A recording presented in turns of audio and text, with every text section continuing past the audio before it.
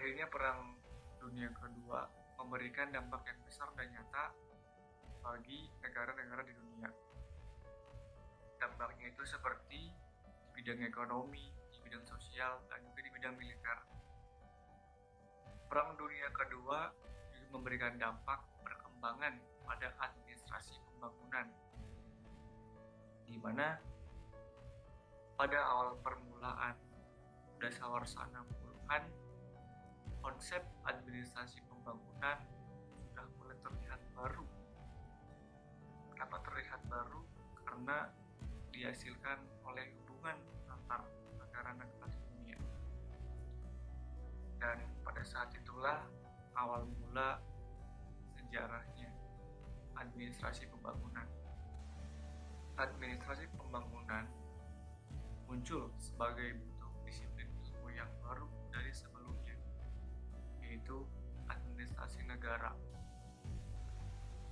Woodrow Wilson, Frank J. Goodenough, Leonard Dwight, dan praktisi administrasi pemerintah Amerika Serikat lainnya telah mempelopori konsep ini pada abad ke-19. Lahirnya administrasi pembangunan dilatar belakangi oleh pihak-pihak yang menang dalam Perang Dunia Kedua dan juga mempunyai keinginan untuk membantu negara-negara kecil, serta munculnya negara-negara pemenang baru yang berkeinginan untuk bertanggung jawab kepada negara-negara jajahannya dengan cara memberikan bantuan kepada negara tersebut.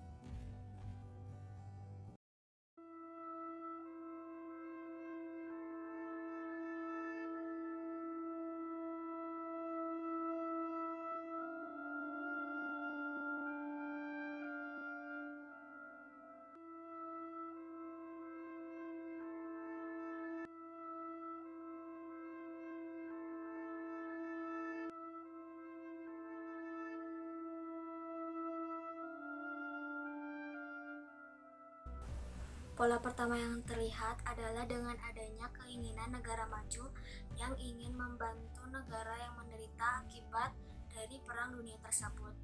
Manifesto yang paling nyata adalah usaha pemerintah Amerika Serikat yang membuat program bantuan besar-besaran yang disebut dengan Marshall Plan. Marshall was now convinced of the need to act quickly. On his return from Moscow, he instructed the State Department to begin preparing ideas for a European rescue plan. Billions of dollars would be needed. Would Congress approve this enormous cost? The whole situation is critical in the extreme. We happen to be, very fortunately for ourselves, the strongest nation in the world today, certainly economically. In September 1947, 16 European nations signed up for the Marshall Plan and requested $20 billion of aid. The Western Alliance began to take shape. The battle lines of the Cold War were being drawn.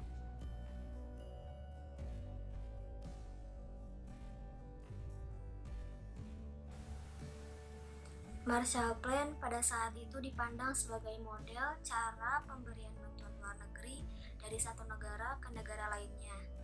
Dari sinilah mulai banyak negara dengan industri maju meniru model Marshall Plan ini. Dan pada saat itulah administrasi pembangunan dipandang sebagai disiplin ilmu yang baru. George Marshall, seorang sekretaris jenderal Amerika Serikat yang merupakan pelopor dari program Marshall Plan, juga ditawarkan kepada Uni Soviet serta sekutunya, namun ditolak karena mensyaratkan perubahan politik serta kontrol dari luar. Leadership and character. In March, Marshall met Soviet Foreign Minister Molotov at a meeting in Moscow.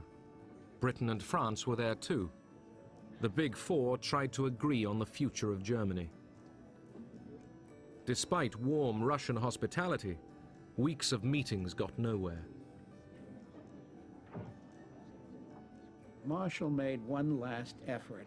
He had an interview with Stalin in the Kremlin. After 6 days of meetings in Paris, Soviet intelligence gave Stalin new information about the Marshall Plan. Molotov left the Paris meeting. He accused the West of dividing Europe into two hostile camps. Berbagai bantuan yang diberikan oleh Marshall Plan meliputi bantuan dalam bidang politik, dalam bidang ekonomi, dalam bidang militer, sampai ke bidang teknik. Dalam bantuan di bidang politik, diantaranya diberikan bantuan untuk mempertahankan kelompok elit, memperluas lingkaran pengaruh, mencegah kekuasaan politik ke kelompok yang menjadi lawan negara tersebut, dan menjaga sikap politis negara yang diberi bantuan. Lalu ada juga bantuan dalam bidang ekonomi, diantaranya dalam bentuk utang dan dalam bentuk hibah atau bantuan. Namun sayangnya, bantuan dalam bidang ekonomi ini bersifat altruistik atau semata-mata karena dengan motif agar menjadi sumber bahan mentah serta agar menjadi bagian dari pasar internasional. On April 3, 1948, Congress approved $5 billion of Marshall aid. The Marshall Plan was born from the need to feed the hungry and to prevent communism spreading over Europe.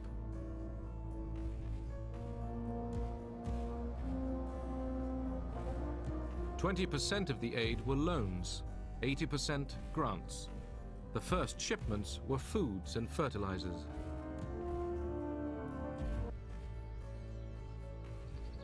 In the hill villages of northern Greece emerging from civil war, the Marshall planners came up with a scheme to meet a local need. After a series of disastrous harvests, Tito requested American economic assistance. In 1950, he signed an agreement with the United States government. Yugoslavia emerged from behind the Iron Curtain. American agents distributed more than $150 million worth of aid.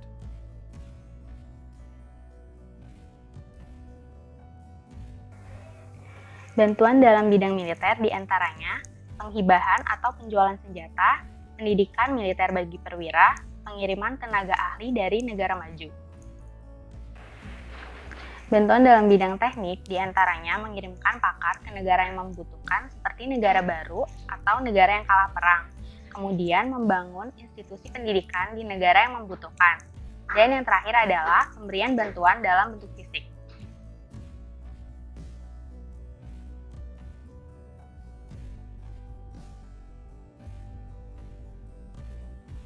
The range of projects which we engaged in were all over the map and all over every single sector of the economy. And one could say that America fed and fueled and clothed the Greek nation. Next, machines to improve agricultural efficiency. In the 4 years of the plan, the Marshall Agency spent $13.5 billion in 16 countries.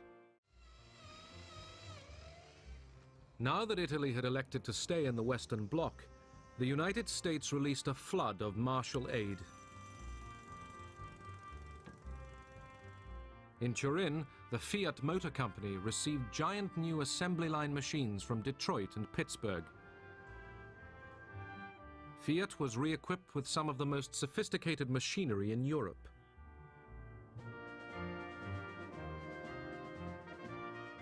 Fiat's recovery would fuel the revival of Italian industry. Pola selanjutnya yang melatar belakangi lahirnya administrasi pembangunan adalah karena adanya negara maju yang mendorong negara pemenang untuk bertanggung jawab kepada negara penjajah atas negara bekas kekuasaannya, serta sebagai pasar produksinya. Berawal dari sinilah timbul tindakan negara-negara maju untuk memberikan bantuan, serta diharapkan mereka bisa membantu dan mengemudikan negaranya berdasarkan pada ilmu administrasi negara yang ditawarkan oleh negara pendonor sebagai bentuk tanggung jawab dari negara pemenang. Selain kedua pola tadi, terdapat juga faktor-faktor pendukung yang melatar belakangi lahirnya administrasi pembangunan. Di antaranya itu ada faktor politik, karena stabilitas politik itu merupakan suatu prakondisi yang perlu diciptakan sebelum suatu pembangunan itu dilaksanakan. Yang kedua, adanya faktor ekonomi, faktor sosial budaya yang terus berubah seiring berjalannya waktu, serta faktor perkembangan iptek dan lingkungan fisik. Semakin berkembangnya lingkungan fisik dan juga iptek, maka pembangunan pun akan semakin berkembang. Dan yang terakhir adalah faktor institusional atau faktor kelembagaan. The Marshall Plan set out to build a European consumer society.